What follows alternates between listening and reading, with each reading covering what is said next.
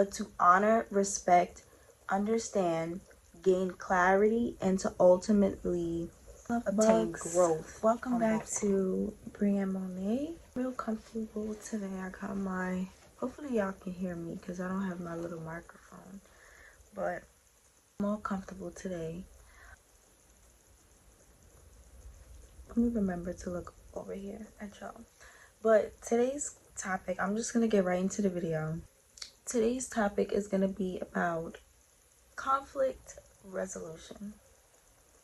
The reason why I'm talking about this is because it has been prevalent in my own life. It has been something that I have needed to work on within my own life. And for me, if it's something that has shown up in my own experience and I've worked through it and I've learned things from it, then I want to share it with you all. I want this channel to be about growth and personal reflection, and every topic that I talk about is me also reflecting on myself and speaking to myself and also speaking to you guys, but really also speaking to myself because I am helping myself when I make these videos. And because I'm helping myself, I know that I'm also helping someone else out there because I know what I go through. I am not the only one in the world experiencing it. And me talking about an experience, me sharing little things about what I might experience could help someone, at least one person. I do like to talk about topics that are constantly like on my conscience, like, you know, things that I receive like downloads and information about, and this is definitely one of the topics. If it's a topic that I'm like, hey, I want to talk about this, and I start writing about it, just, you know, non-stop, that's what happened with this. So I wrote about it in my phone, so I just decided to print out what I wrote. So conflict resolution, keep this nice and organized. I'm literally just going to kind of read from what I wrote in my outline. How to resolve conflict. So there are 1, 2, 3, 4, 5. There's actually 6. What did I miss? Sorry, y'all. We already have it. Nope. Okay. All right. So there's 5 steps. I'm sorry. Paper's all the way. But there's 5 steps to conflict resolution that I came up with. And it's 1, identify. 2, communicate. 3, solution. 4, flip. And 5, reflect. The goal of resolving a conflict is resolution, understanding, and not to win over a person, not to win a conversation, not to win an argument, but to honor, respect, understand, gain clarity, and to ultimately obtain growth on both sides. So starting with 1, which is identify. This is also known as understanding what it is that you feel.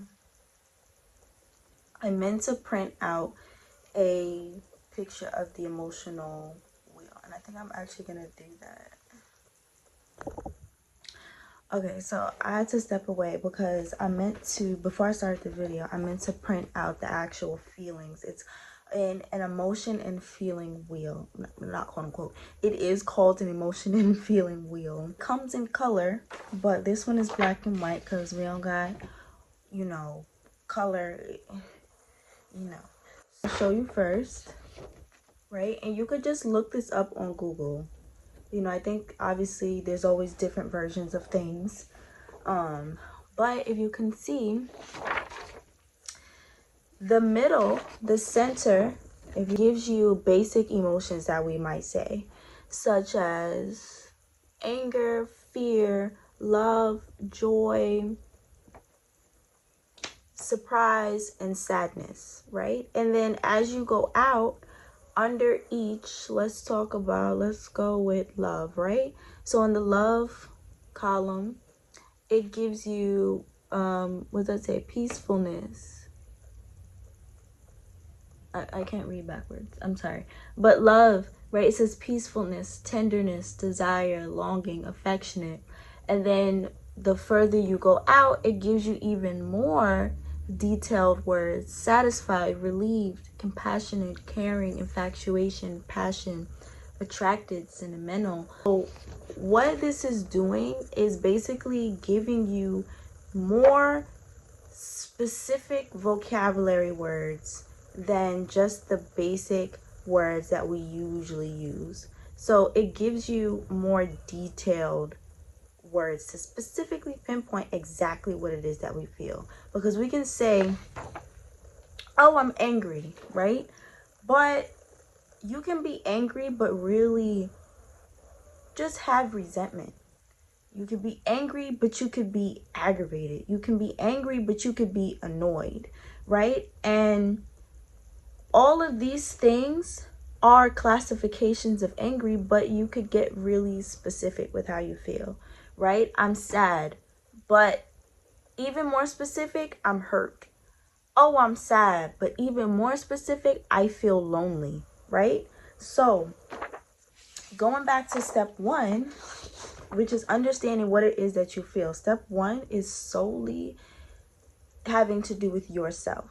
This is the introspection part of resolving a conflict. So a conflict arises.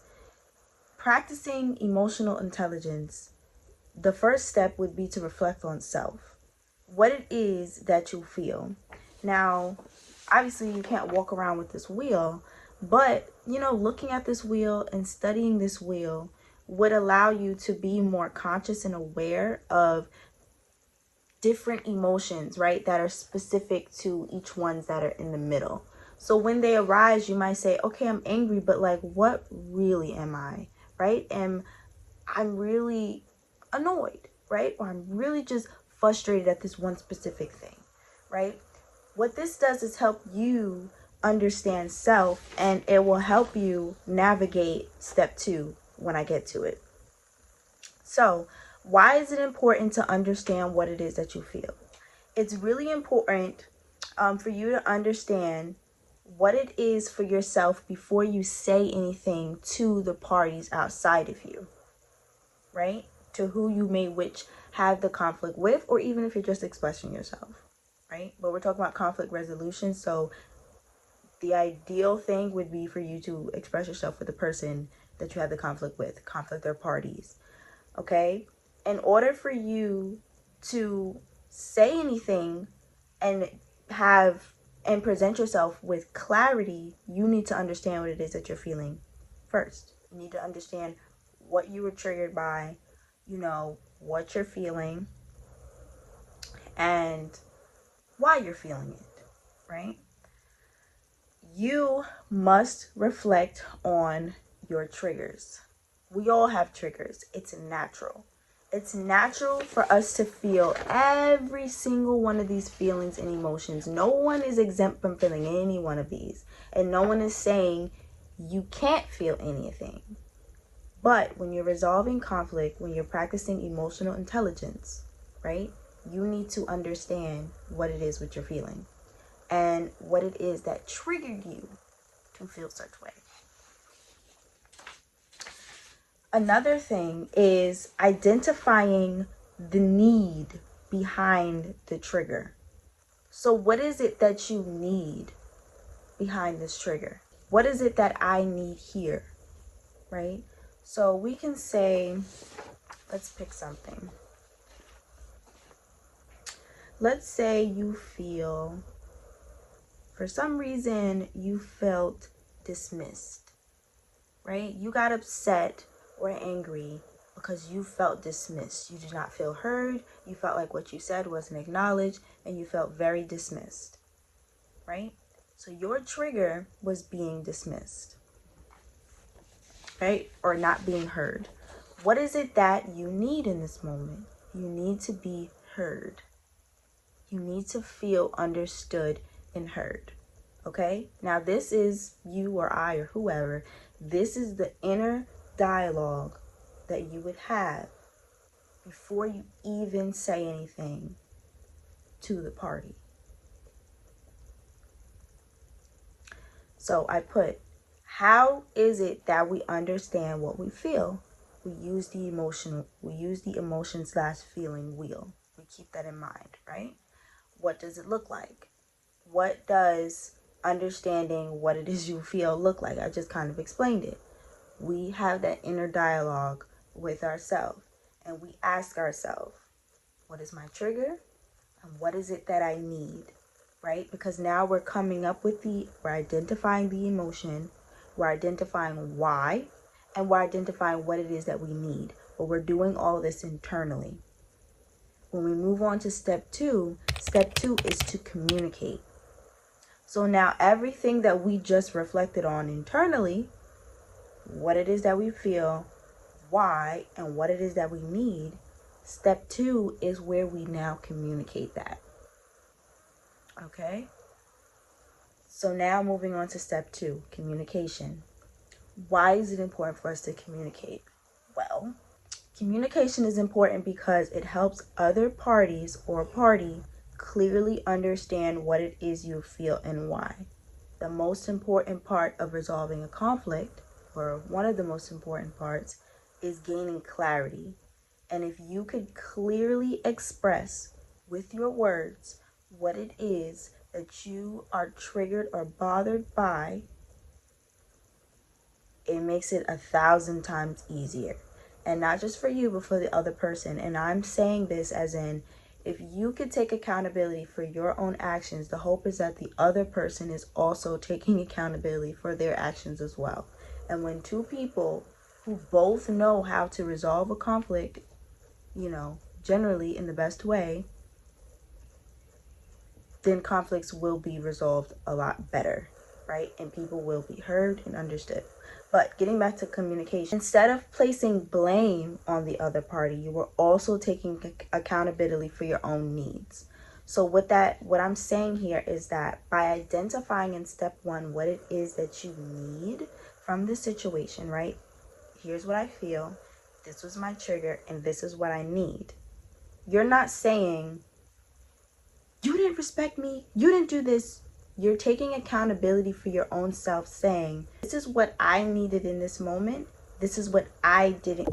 Hopefully my storage doesn't go out again, but this is why I now feel this way. So you're taking accountability for your own needs. You're not necessarily saying, you didn't give me this, you didn't do this, you didn't do this, you didn't do this, you did it. You're taking your own accountability, right? And the other person doesn't have to feel blamed. Because when you start blaming somebody, they start to feel attacked. And when they feel attacked, then defensive walls come up, and nobody will feel heard, nobody will feel understood, and it will be very hard to reach a resolution or a solution when there are defenses going up and shots being thrown. So to avoid that, make sure you're taking your own accountability for what it is that you need in the moment. Not everybody needs the same things. We think that we all do, and there are basic things like, obviously we want to be respected. Obviously,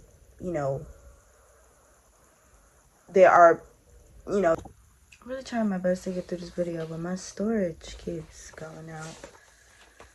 I don't even remember what I was talking about, but whatever.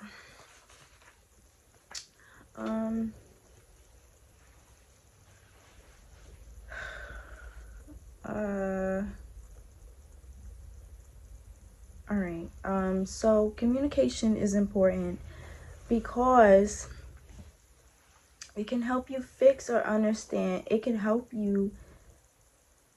Because the other person can't understand or help or fix anything if you aren't clear.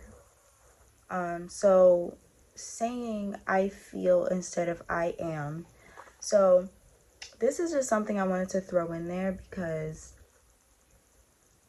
we're talking about personal development. So when you say I feel instead of I am, you are able to identify what it is that you feel, and you give it its own entity. When we experience emotions and feelings, we want to make sure that we are not consuming or becoming those emotions and feelings that we experience. That is the key. We are experiencing them. So we may feel triggered and they may arise in a certain moment, but we are not anger, right? We are not depression. We are not anxiety. Those things could come and they go, okay? They're not here forever. They're not meant to be here forever, okay? By changing your words and saying, I feel, you give that emotion or feeling an entity outside of yourself. And when you do that, you are able to identify you versus what it is that you feel. You identify yourself versus, let's say, anxiety. Anxiety is not you. Anxiety is a feeling or an emotion that is, for quote unquote, right here. And it comes and it goes. You understand? So instead of saying I am, which is very, possessive, I feel, which is experiencing. Okay? And an experience happens and then it could go away. You understand? It's not here for you. It's not here to stay with you. So that's just a little psyche thing that I want to throw in there when it goes to communicating and helping yourself understand that, okay, I was triggered in this moment and this is what is arising out of that trigger. So how do we communicate, right? When we're sitting down, we've, done that introspection with ourselves. So now it's time to communicate with this person. How are we going to communicate? Well, we're going to say, I feel, right? I already kind of went over that, the reason why we're saying I feel. And then you're going to follow up with why you feel what it is that you feel. So what does that look like? You would say something like, I feel X, Y, and Z because blank, blank, blank, right? I feel dismissed because my need for respect was not met in X, Y, and Z, right? In this moment. Okay? So that's what that looked like. That's a very clear, identifiable statement for both you and the party that you are expressing to. Okay? We're moving on to step 3. Step 3 is resolution, or I named it solution in one place and I said resolution in the other. I'm going to go with resolution, okay? So why is resolution important? Why is this step 3? Resolution allows for solutions, and it pulls in a direction of, okay, we're moving forward.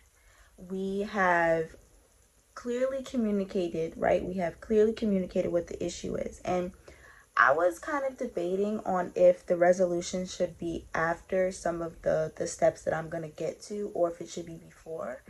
And I think that it should be before, because in step 1, we had to already identify what it is that we need. And so that's already kind of pulling in the solution part. So when you are communicating, it should be said what it is that you expect going forward. That's not saying that the conversation is done, because there's more to be had and it still leaves it open. You're going to see. But I think that this should be, done during the communication stage. That's why it's after communication. It allows for solution and it pulls in the direction of moving forward. A lot of times conflict will be brought up and it will kind of just flop and stay there. There is no solution going forward. No one's talking about how do we move forward from this, right? And so you want to make sure that during the resolution, you are pulling in, okay, how do we get over this hump? How do we avoid this hump again, right? Too often we react and blurt out why, or react on being upset, and we tell the person, I'm angry at you, right? We place blame, we throw shots, and we don't have any solutions on what the person could do to, or, any solutions on what both parties could really do to avoid the situation going forward. And so that's why conflict resolution often falls flat in when conflicts arise. So how do we resolve, right? How do we do step 3? How do we move on from step 3? Resolution should be a conversation. we're already having a conversation because we're already communicating about, what it is that we feel and why. So the resolution should, continuously be a conversation about, this is what I would want, or pulling in of what the person or what you guys could do as a team going forward to now avoid this conflict from arising again, right? Because now we understood what the trigger is and why. So now we get to kind of look forward and say, okay, well, how could we maneuver this, again, or avoid such thing from happening? How can we avoid me dismissing you in the future? What can I say? What can I do? What can I avoid? Really telling the person, maybe, right, proposing things. Maybe we could talk to each other in a much calmer voice. Maybe we can have more conversations about what it is that we feel. Maybe we can check in with each other more on a daily basis, right? What is the solution to avoid such problem arising again? Using terms like we instead of you creates a team effort and collaboration instead of the parties being opponents, which is very important, especially in a romantic relationship or a really close friendship. You want to keep in mind that the parties are as a team and not as an opponent. We're not here to fight each other. We're not here to win over, but we're here to work together to resolve an issue that arises in our relationship. And when I say relationship, that could mean you have a relationship with everybody. Your boss and an employee, two employees, your siblings, your parents, your children, your partner, right? There's different levels and types of relationships, but one thing all relationships have in common is conflict. And this is a step-by-step guide that you can apply to every single relationship, no matter who, what, age, or anything. So what does resolution stage look like? It looks like, going forward, I would like it if we can X, Y, and Z. Going forward, I would like if we can try X, Y, and Z. How would you like if we X, Y, and Z? Right? I would appreciate it if we can try this next time. That's pulling in the solution, and it's also using statements of we instead of can you do this? Can you do that? Can you do this? I mean, you could say that, but it's better to just, say we. Like I said, it creates that collaboration team effort instead of like picking at and throwing fingers, because we want to be on the same team, right? And we don't want anybody to feel attacked. Okay. Step 4, I say flip it. When I say flip it, it's flip it / listen. Okay. This stage is super, super important. We gotta flip it. If we're having a conversation, right, we already went through identifying. Step 2 was to communicate, which is to communicate how you feel. And step 3 was to also communicate a resolution. So we're already talking, we're already going back and forth, having a hopefully respectful conversation. The conversation is going to be, continued by making sure, even if the person has been explaining themselves up to this point, you are still going to do the step. And this step is to, before I say what it is you're going to do, I'm going to explain why we flip it. Flipping it allows the other person to express themselves equally and openly. This welcomes the other person to fully express themselves as well. You've gotten nowhere if the other person does not also feel understood. So if you have a conflict arises between two or more parties. If one party feels heard and understood, but the other party doesn't, you have not resolved the conflict. I don't care if that person says, okay, I get it. Your wish is my command.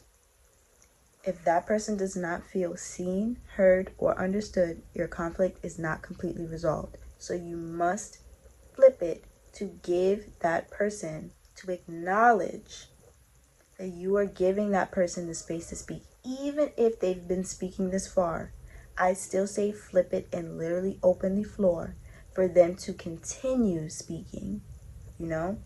This also practices empathy. So in this stage, you allow the other person to, well, you, not to allow the other person to empathize with you, but you empathize with the other person, right? Because it's a conflict. So even though maybe you were the one that felt dismissed in the situation, there also is always another perspective, and there's a whole nother party involved, right? And although you may feel they wronged you, they are still entitled to also feeling whatever they felt in the moment.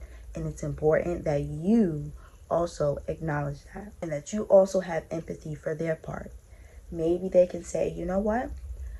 I did dismiss you and I'm sorry, blah, blah, blah. I was going through this.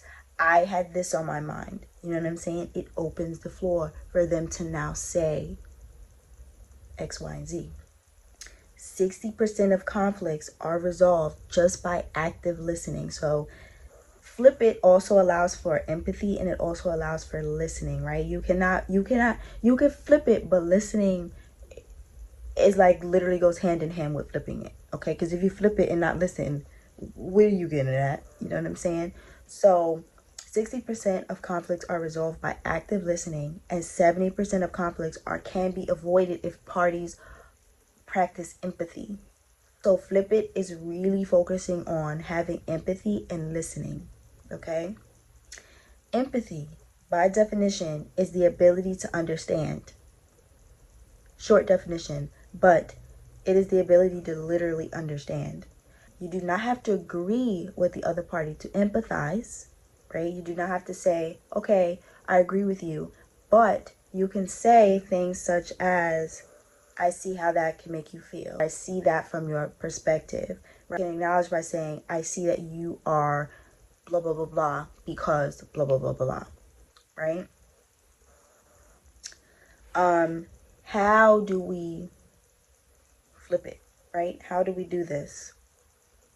Both parties should reflect on if they truly feel heard and seen. When you flip it, you should literally ask the other party, literally, right? When you feel like the conversation is about to end, well, not about to end, but you've worked through it, blah, blah, nobody's upset and angry anymore. Literally say the words. Do you feel understood? Do you feel seen and heard by me? Right?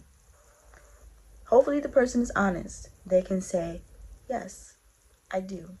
I got my point across. I feel like you understand me. We came to a resolution, blah, blah, blah.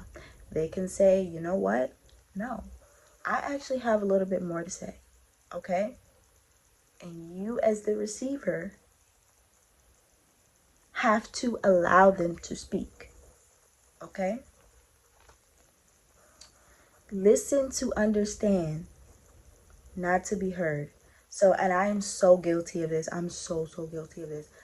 Of claiming that you're listening to a person, right?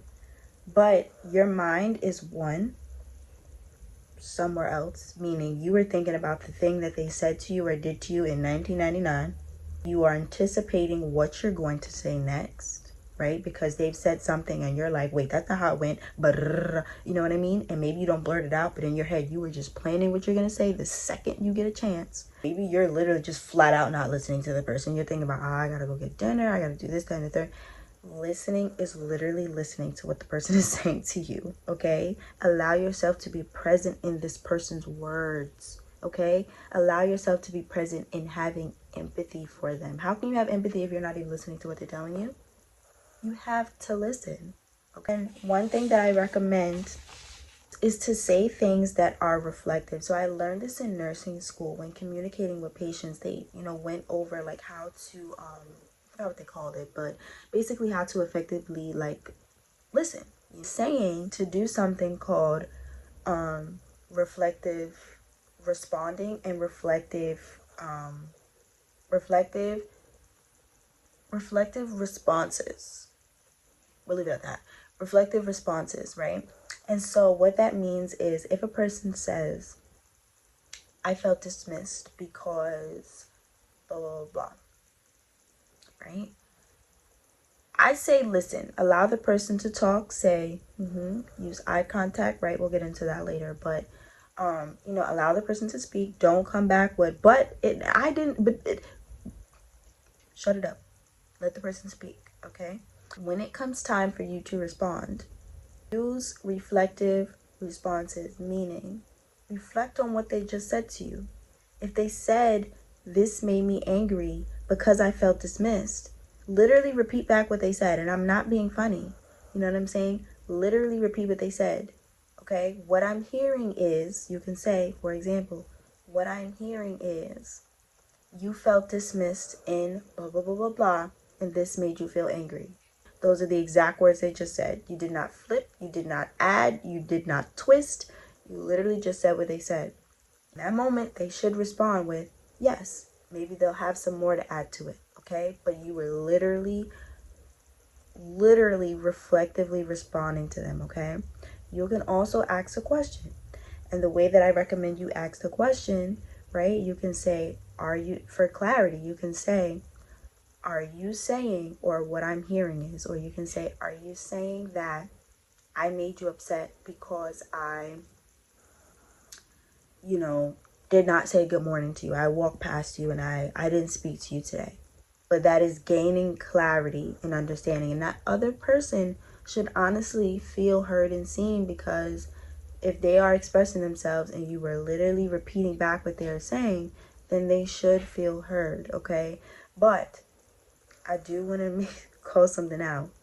Just because you're doing this, right? Just because you're going through the motions, you have to do your own part and actually take it in. You know what I'm saying? Don't just, repeat back what they said and be like, oh, I don't fuck. And actually take it in, okay? That's actively listening, that's having empathy, and that's actually caring about a person. Okay, so we were going through flip it, right? We're still on flip it. So what does flip it look like? I'm just going to read through what I wrote, but we basically touched on everything. What does flip it look like, right? You can ask, how can I do better? You can ask the other person, how can I do better? How did you feel when, right? These are questions that you can pose to also just get the person to continue speaking about how it is that they feel. And then, you could go into the reflective responses as they're speaking when they give you the space to speak, right? Affirm with, I understand, using eye contact, okay? I also put, keep in mind, the instinct of us to get defensive is also a retreat. This is going back to if a person is expressing themselves and you're like, what? That and the third. I'm sorry, I didn't realize I was looking crazy. But, when you're like, but, this, and the third, that is a defense, right? Your defenses are rising. And because your defenses are rising, there is now literally a blockage, a wall between you and this person, okay? That is the equivalent of you literally retreating from the entire situation, because nothing could be resolved. Nobody can communicate if there is a whole big blockage in the way. If your defenses are up, what can be resolved? Okay? It is the same as you running away from the situation. Okay? So you want to try to keep the other person's defenses down, and you want to try and keep your own defenses down. And when I'm talking to you, I'm talking to you, but the hope is that this video will also reach whoever you might have a conflict with, in the future. And then both parties will be like, hey, I was listening to Breeannmonay, and I also listened to Breeannmonay. And so the parties can come together and everything will be cute and dandy and flowers, okay? Another thing that I wrote, this is so important, because I'm guilty of this, y'all. But listen to me, listen. You are not being shadowed, you're not being overshadowed, belittled, or forgotten, and your thoughts, concerns, and feelings are not being dismissed or invalidated by acknowledging someone else's experience. Especially if you're doing these steps, especially if y'all are following these steps I'm talking about. Let me read that again. You are not being overshadowed, belittled, forgotten, and your thoughts and concerns and feelings are not being dismissed or invalidated by you acknowledging someone else's experience. Okay? It is okay to say someone else is right. It is okay to listen to someone else and not respond. Well, not respond, but to just let someone speak, let someone express themselves. It is okay for someone else to have a bad experience with you. That does not negate or take away from your own experience in the situation. Okay? Remember, the goal of a conversation or disagreement, right, is always understanding. That should always be the goal of a conversation or disagreement, so be it. It should always be ultimately understanding, gaining understanding. Okay, last step. We're on to number 5. Number 5 is reflect. Okay, reflecting can happen together, but I also recommend that you reflect separately, especially if this is like a big problem, especially if this is your romantic partner, right? Reflecting separately is like the icing on the cake, okay? It's the cherry on top. It's the extra mile, okay? Because you started out with self, right? We started out talking to self. We're going to end with talking to self. That's real reflection right there, okay? What are we reflecting on? Well, first, why are we reflecting? We are reflecting because it practices emotional intelligence, emotional control, and conflict resolution. Okay? By going through these steps, you have literally practiced emotional intelligence, emotional control, and conflict resolution. Okay? Reflection, the reflection part, number 5, is literally watching the play after the game. Okay? It's watching how you, one, reacted in, whatever went down in the actual conflict.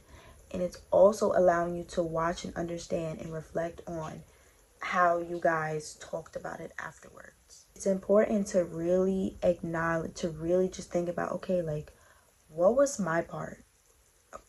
I'm getting ahead of myself. We're still on the why, okay?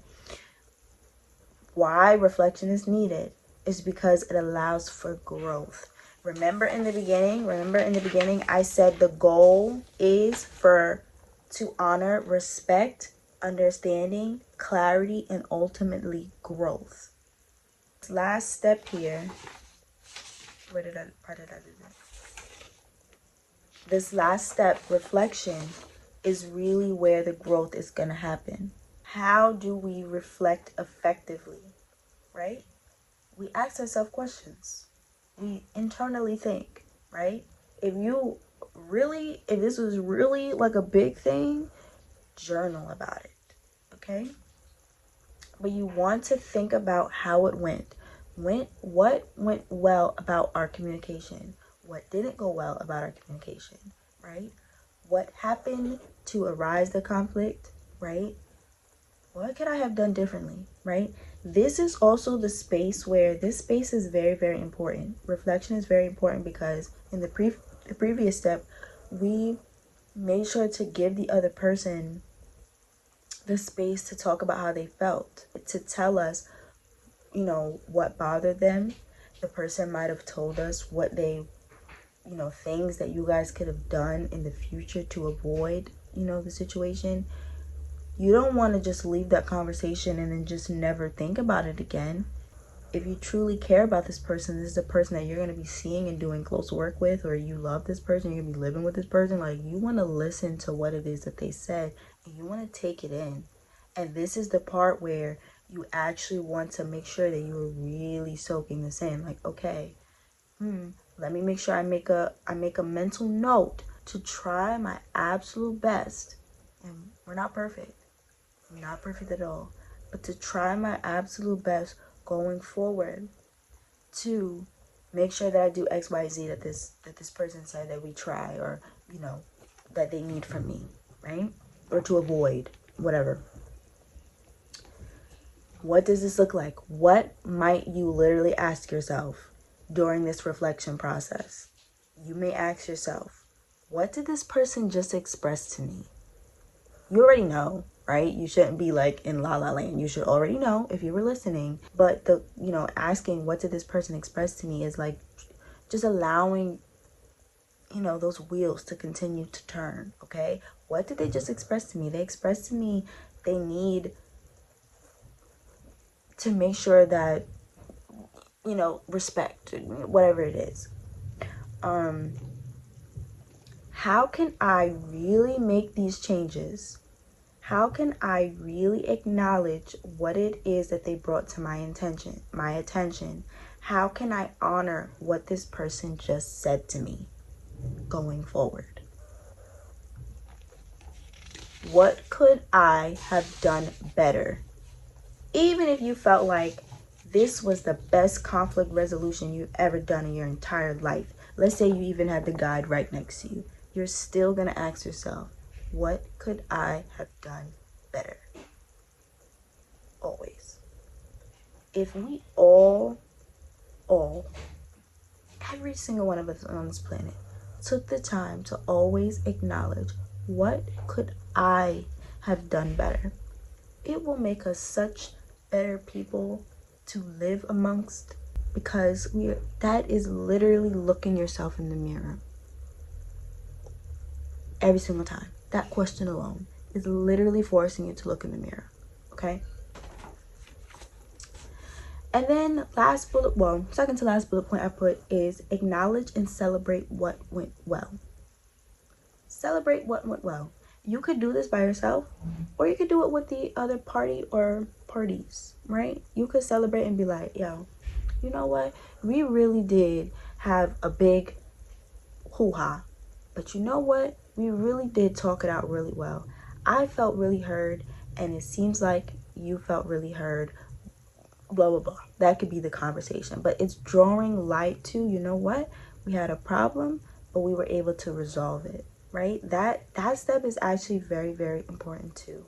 Because you don't want to just, always focus on the negative. You also want to draw a lot of light to the positive, a lot of light to the steps and milestones that you overcome. Always. Okay? So last tip that I wanted to throw out there overall is just, I'm really looking crazy out here. I'm giving y'all the beans, okay? Last thing that I put, this is not specific to any step. This is just overall. If you could just be something more, just be more conscious of. Pay close attention to your body language. Use eye contact, inviting body language. Don't stand over anyone. If someone's sitting down, you sit down too, okay? If someone's standing up, maybe you want to stand up too. Not on no fighting stuff. Eye contact. The best eye contact happens when you are at somebody's level. Towering over somebody, or someone towering over you, you want to try and level it out. Step away from a crowded scene, okay? Eliminate distractions. So let's say a conflict arises at work and there's a whole bunch of your other coworkers around, okay?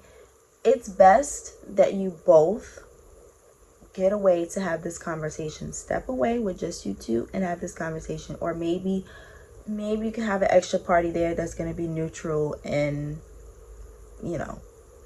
that's also level-headed, or whatever the case is. If you need to eliminate distractions and to eliminate, if you're with your partner and you're at home and it was an argument to arise in the home, turn off the TV, right? Turn off the music. Try to go somewhere quiet, right? Try to eliminate as many distractions as possible. Use eye contact, right? And use inviting body language. Okay, talking to your person or partner, right? Or whoever you're talking to, and you're having this conversation and this person is facing you, you shouldn't be sitting there talking to them like this. You shouldn't be on your phone talking to them. You shouldn't be looking at the TV and they're sitting next to you and your attention is this way. Your body should be towards them. You should be, you don't have to be all perky and upright, still be yourself, obviously. But, you don't want to be like, yeah, just, and honestly, I'm guilty of this. I'm not going to lie. I'm so guilty of this. But we want to just be more conscious of that. And then the last thing is your voice and your tone. Also something I'm very guilty of is just maintaining, a nice tone, an inviting tone. We all know what an inviting tone is versus not.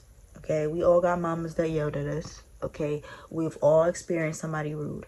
We know the difference between an inviting tone and a tone that is the opposite. Sometimes when we're high in our emotions, when we're frustrated, right, or whatever the case is, we might get a little louder. We might, sound a little bit more, direct and stuff like that. There's nothing wrong with direct, but, just try to sound as soft and, and as inviting as possible. Even if you're a man and you have a deep voice and or you naturally talk loud, like, just try your absolute best to just be more conscious of your tone, your voice, even your language, things like that. And none of this is meant to, like, strictly change who you are, because you're trying to resolve this conflict. You have to now be this stiff statue. What I'm saying is literally just to be more conscious. I say this all the time, like, everything is a journey, everything is a path. I don't even think that there's a place that you arrive in life. I think that it is a continuous growth. It's a continuous journey. And so to be more conscious is to be more aware. And to be more aware is to constantly be doing the work. Okay? And so that's all I got for y'all. Okay? That is my conflict resolution steps. Okay? Just to overview. We identified, we communicated, we went through a resolution, we flipped it, and we reflected. Thank you guys for watching. I hope you enjoyed the video. I know this is a pretty lengthy video, but thank you for watching through. I'll see you in my next video. I love you, gods and goddesses.